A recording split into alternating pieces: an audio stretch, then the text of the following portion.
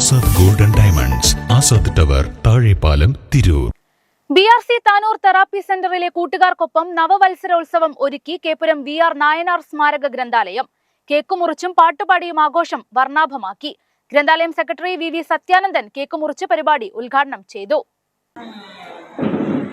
എല്ലാവർക്കും സ്നേഹം നിറഞ്ഞ നവവത്സരാശംസകൾ. കേപ്പുരം VR നായനാർ സ്മാരക ഗ്രന്ഥാലയം നവവത്സരോത്സവ പരിപാടിയുടെ ഭാഗമായാണ് BRC താനൂർ തെറാപ്പി സെന്ററിൽ കൂട്ടുകാർക്കൊപ്പം പുതുവർഷം ആഘോഷമാക്കിയത്. പാട്ടുപാടിയും കേക്ക് മുറിച്ചും ആഘോഷം വർണ്ണാഭമാക്കി.